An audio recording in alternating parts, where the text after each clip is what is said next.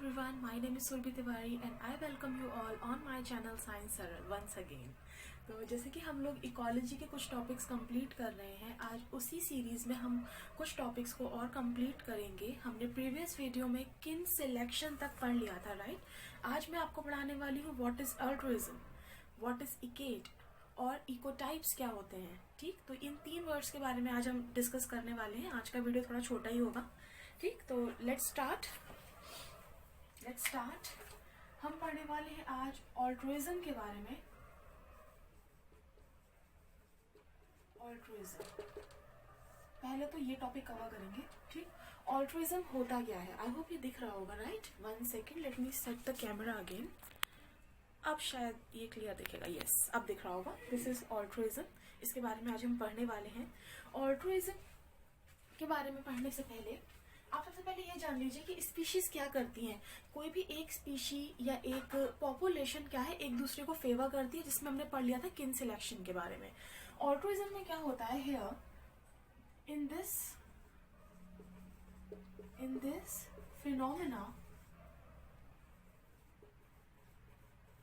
phenomenon one partner मतलब ये with in species होने वाला है, एक ही स्पीशी के अंदर होने वाला है. ठीक है, और स्पीशी आप समझते ही होंगे, the group of individuals that they can interbreed और give birth a fertile progeny. ये मैं आपको लिखवा दूंगी. अभी स्पीशी से आप मतलब समझ लीजिए जस्ट लाइक अ फैमिली. जैसे कि ह्यूमंस की फैमिली में तो सभी ह्यूमंस ही होते हैं और वो भी एक जैसे जेनेटिकली रिलेटेड लोग रहते हैं. तो वही है स्पीशी, जिसमें आप क्या कर सकते हैं, इंटरब्रीडिंग हो सकती है और फर्टाइल प्रोजेनी का बर्थ हो सकता है. ये डेफिनेशन मैं आपको लिखवा दूंगी, डोंट वरी. अभी आप ये समझिए, वन पार्टनर यानी विद इन स्पीशी होने वाला है, 2 अलग अलग स्पीशीज में नहीं होगा. ठीक है, तो one partner sacrifices for other partner. ठीक है, या यहाँ पर ये लिख सकते हैं that one partner favors other partner. ठीक है, अब उसके लिए क्या है, सेक्रीफाइस वर्ड ज्यादा अच्छा रहेगा. क्यों? क्योंकि यहाँ पर टोटली सेकंड वाले के बेनिफिट के ऊपर ध्यान दिया जाता है. ठीक, अभी मैं इसे और क्लियर करूंगी. आप इसके अंदर एक चीज और लिख सकते हैं, द स्पीशी, या स्पीशी मत लिखिए, इंडिविजुअल लिखिए. Individual said to be altruistic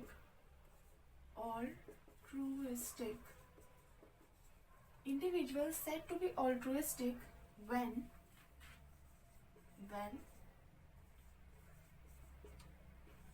it shows the sacrifice or support behavior to the other individual.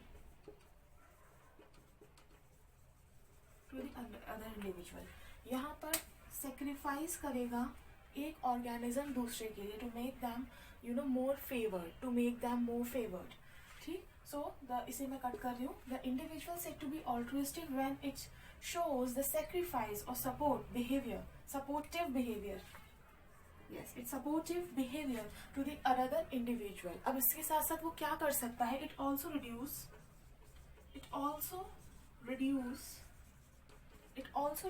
It's progeny का मतलब वो लेस रिप्रोड्यूस करेगा. अगर 10 बेबीज पैदा करने की कैपेसिटी है एक इंडिविजुअल में, तो वो 5 ही करेगा. क्यों? क्योंकि उसको अपने दूसरे पार्टनर को सपोर्ट करना है. ठीक, so it also reduce its progeny. ठीक है, या नंबर ऑफ इंडिविजुअल कोई अपना कम कर लेगा दूसरे को फेवर करने के लिए. ठीक है, so it's also reduce its progeny to favour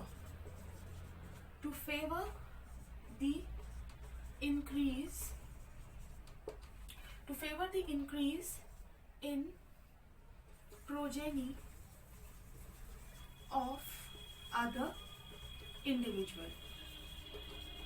ठीक, दूसरे इंडिविजुअल की प्रोजेनी को सपोर्ट करने के लिए खुद की प्रोजेनी को कम कर लेगा. राइट, तो this is what we call altruism. यहाँ पर पार्टनर 1 सपोर्ट करता है पार्टनर 2 को, और इस हद तक सपोर्ट करता है कि वो अपने बेबीज को भी कम कर लेगा, वो कम खाएगा, है ना, इस तरीके से कुछ सेक्रीफाइसेस वो करता है, या फिर दूसरे को बचाने के लिए खुद को मार देगा, ठीक, या अपनी प्रोजेनी को सरवाइव कराने के लिए खुद सेक्रीफाइस कर देगा। तो यहाँ पर अल्टीमेटली बहुत ज्यादा सपोर्ट किया जाता है, फेवर किया जाता है दूसरे पार्टनर को, ठीक है। मैं अब पार्टनर क्यों कह रही हूँ, क्योंकि ये विद इन स्पीशी है, अगेन ये विद इन स्पीशी है। आई होप आपको इतना क्लियर हुआ होगा। आप चाहो तो इसका स्क्रीनशॉट ले सकते हो। अब इसमें कुछ बहुत अच्छे एग्जाम्पल्स लिखवाने वाली हूँ, ठीक। अब हम यहाँ पर कुछ बहुत अच्छे एग्जाम्पल्स कवर करेंगे। 1 सेकेंड, लेट मी रब स्पोर्ट। देखिए कुछ बहुत ही अच्छे एग्जाम्पल्स। इसका पहला एग्जाम्पल होगा वैम्पायर बैट्स। वैम्पायर बैट्स, ठीक, यानी कि बेसिकली खून पीने वाली चमगादड़ हैं। ये क्या करती हैं, it donates blood to feed other members in its group।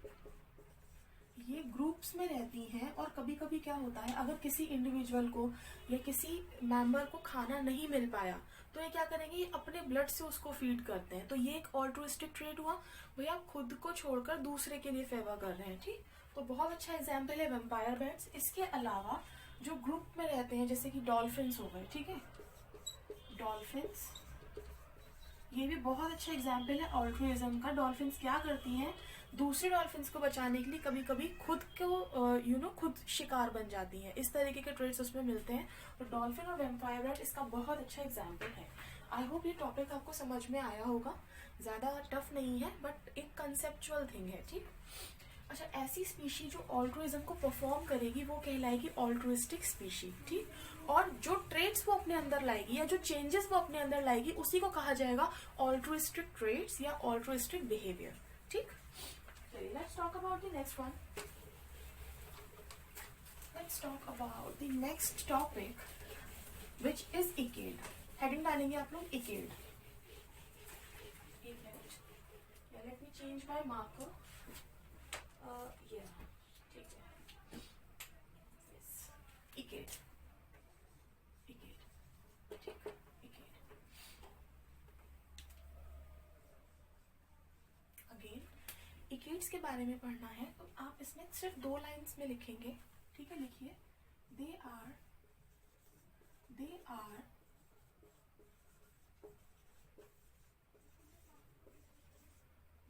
morphologically modified form of a species, ठीक है।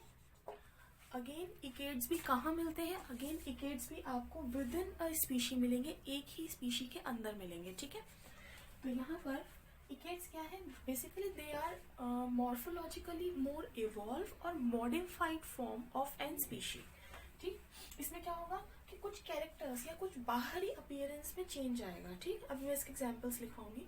बाहरी अपीयरेंस में चेंज आएगा, क्यों, due to the sudden factors. अब यहाँ पे मैं लिख सकती हूँ, इट चेंज दिस मॉडिफिकेशन, तो यहाँ लिखेंगे these changes occurs due to one second, ये गलत हो गया, एक minute, due to the changes in environmental conditions। अब मोस्टली क्या होता है, क्योंकि सभी स्पीशीज क्या है, एनवायरनमेंट में एक्सपोज्ड है, ठीक। तो और खुद को चेंज भी इतनी आसानी से नहीं कर पाती है, तो एनवायरमेंटल कंडीशंस का डायरेक्ट इफेक्ट पड़ता है सभी ऑर्गेनिजम्स की लाइफ पर, ठीक। ह्यूमंस की लाइफ पे पड़ता है और अदर एनिमल्स या अदर स्पीशीज पे भी पड़ता है, but because we are humans we are superior in the food chain, और हम लोगों ने खुद को बहुत ज़्यादा एडेप्टेशन के थ्रू इवॉल्व कर लिया है। That is why we are superior on this earth and we are dominating here, ठीक है। We are increasing our population, और you know we are doing so well. Why? क्योंकि हम लोगों ने खुद को एडप्ट किया है, बहुत ज़्यादा एडप्ट किया है और अब भी कर रहे हैं. ठीक है, ड्यूरिंग कह सकते हैं इन सर्कमस्टेंसेस जो भी हमारे सामने है उन सब की वजह से. तो बेसिकली परिवर्तन संसार का नियम है, ये इसी वजह से नहीं कहा जाता. इसके पीछे बहुत बड़ा लॉजिक है. पूरा नेचर, पूरा एनवायरनमेंट काम कर रहा है आपको एडप्ट करने के लिए. ठीक है, क्योंकि जैसे जैसे परिस्थितियाँ चेंज होंगी हमें एडप्टेशन करना ही पड़ेगा. तो ये पूरा लॉ या ये जो बात है ये हमारे एनवायरनमेंट पे, पूरे इकोसिस्टम पे लागू होती है. ठीक, तो एनवायरमेंटल कंडीशंस और environmental factors are most important है. Let's talk about some examples of ecad. ठीक है, यहाँ पर हम एग्जाम्पल्स नोट करेंगे. लिख लीजिए. When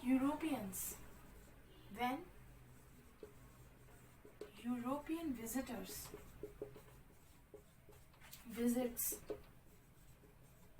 visit to the tropics,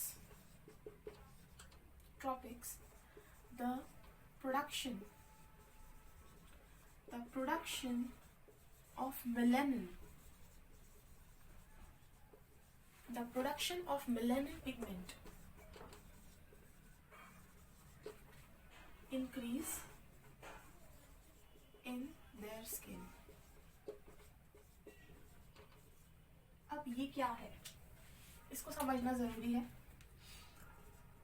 ठीक है, इसको समझना जरूरी है. आई डोंट नो व्हाई आज मुझसे थोड़ी स्पेलिंग मिस्टेक ज्यादा हो रही है.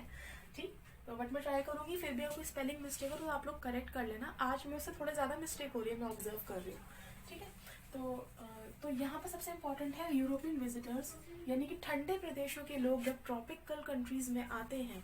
ठीक है, ट्रॉपिकल कंट्रीज जहाँ पे मतलब समर डोमिनेंट रहती है, जहाँ गर्मी ज़्यादा है, वहाँ पर आते हैं, विजिट करते हैं. तो अल्टीमेटली क्या होता है, उनकी बॉडी में टैनिंग हो जाती है या उनकी बॉडी में बहुत ज़्यादा मेलानिन का अमाउंट बढ़ने लग जाता है, जिससे जो उनका स्किन कलर है वो डार्क हो जाता है. वाई? क्योंकि स्किन कलर के लिए रिस्पॉन्सिबल है मेलानिन पिगमेंट जो कि पीनल ग्लैंड से निकलता है. ठीक, मेलानिन अगर ज़्यादा होगा तो स्किन का जो कॉम्प्लेक्शन होता है वो डार्क होता है. मेलानिन अगर कम होगा तो स्किन का कॉम्प्लेक्शन फेयर होता है. ठीक, तो यहाँ पर अमाउंट ऑफ मेलानिन उनकी बॉडी में बढ़ने लग जाता है क्योंकि वो ट्रॉपिक्स में विजिट कर रहे हैं, ट्रॉपिकल कंट्रीज में आ रहे हैं. तो क्या हुआ, क्या उनका जेनेटिकली कुछ भी चेंज हुआ? नहीं, जेनेटिकली कुछ भी चेंज नहीं होगा. उनकी बॉडी में सिर्फ बाहर से, यानी कि फिजियोलॉजिकल जो अपीयरेंस है, फिजिकल अपीयरेंस है, नॉट फिजियोलॉजिकल, जो फिजिकल अपीयरेंस है वो यहाँ पर चेंज हो जाएगा फॉर सम टाइम. तो यहाँ से एक चीज और निकल के आती है कि इट इज टेम्पररी. तो इकेट्स का बनना कैसा है? टेम्पररी है. ठीक है, ये बहुत इंपॉर्टेंट पॉइंट है. इकेट्स परमानेंट नहीं होते. ये जो मॉडिफिकेशंस हैं जो कि मॉर्फोलॉजी में हो रहे हैं, so these modifications are temporary. ठीक है, एनवायरनमेंट के साथ साथ बदलने पर ये बदल जाते हैं और वापस से अगर यूरोपियंस वापस से यूरोप में चले जाते हैं तो थोड़े टाइम बाद उनकी स्किन का कलर वैसे ही नॉर्मल हो जाएगा, यानी मेलानिन का अमाउंट फिर से उनकी बॉडी में लो हो जाएगा. तो आई होप आपको समझ में आया होगा कि इकेट क्या होते हैं. ठीक, अब हम नेक्स्ट टॉपिक लेंगे. It's ecotype. फटाफट से पढ़ लेंगे इसको. इकोटाइप क्या होता है?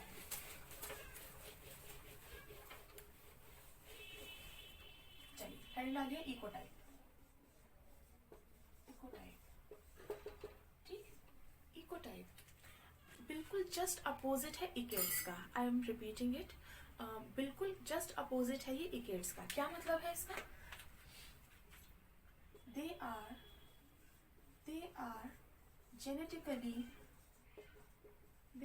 genetically modified forms of, I hope ये दिख रहा होगा, forms of a species.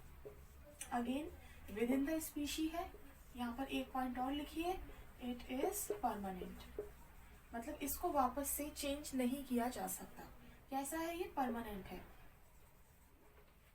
It is permanent. तो अगेन मैं यहाँ पर अंडरलाइन करूंगी जेनेटिकली मॉडिफिकेशंस को. अब क्या हो रहा है? जीन्स में परिवर्तन हो रहा है. अगेन क्यों हो रहा है? इसका बहुत इंपॉर्टेंट फैक्टर हो सकता है एनवायरनमेंट, नेचुरल सिलेक्शन. ठीक है, ये सब चीजें. तो इकोटाइप्स जो है वो जेनेटिकली मॉडिफाइड होते हैं. They are permanent as well and they are more prone to make new species. नई स्पीशीज का बनना। भाई आपने देखा होगा हमारे एनवायरनमेंट में कितनी तरीके की बर्ड्स हैं, कितने तरीके के प्लांट्स हैं। तो क्या हमेशा से ये अर्थ पे ऐसे ही थे? नहीं, हमेशा से ये अर्थ पे नहीं थे, डाइवर्सिफिकेशन हुआ है, ठीक है। वेरिएशंस आए हैं एक सेल से। हमारा जो इवोल्यूशन है वो सेल से स्टार्ट होता है। मैंने इवोल्यूशन का पूरा एनसीईआरटी का जितने भी इवोल्यूशन में जितना भी एनसीईआरटी में वो सब कुछ कवर कर रखा है, जो आपको अगर आप वीडियोस को स्क्रॉल करेंगे तो आपको मिल जाएगा। मैंने पूरा इवोल्यूशन 3 से 4 वीडियोस में पढ़ाया है, जिसके अंदर मैंने सारी थ्योरीज कवर करी है। अर्थ के बनने से लेकर कैसे फर्स्ट सेल बनी और कैसे उसमें डाइवर्सिफिकेशन हुआ, यहाँ तक कि पूरी स्टोरी यूनिवर्स के बारे में, प्लैनेट के बारे में, बिग बैंग कैसे हुआ है ना, लाइफ कैसे आई, ये सब मैंने पढ़ा रखा है। आप चैनल के और वीडियोस में देख सकते हैं, ठीक। तो लेट्स टॉक अबाउट दिस। तो क्या है, नई स्पीशी बनने के चांसेस इकोटाइप्स से ज्यादा होते हैं। क्यों? क्योंकि इकोटाइप्स क्या है, दे आर परमानेंट और जेनेटिकली मॉडिफाइड है। अगर जेनेटिकली कोई भी चेंज हो रहा है तो वो परमानेंट रहेगा और वो आने वाली अपब्रिंग मतलब जनरेशंस में जाएगा, इनहेरिटेड होगा। इसीलिए हम यहाँ पे कह रहे हैं कि नई स्पीशी बनने का चांस इकोटाइप्स से होता है, ठीक। अगेन हम यहाँ इसको पढ़ेंगे, the formation of new species is known as speciation. चलो मैं यही बता देती हूँ। फॉर्मेशन मतलब क्या है, basically they are more prone to speciation.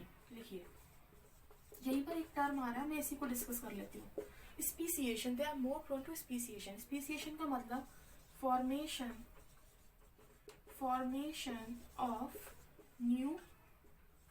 Of new species, ठीक है। New species is known as speciation.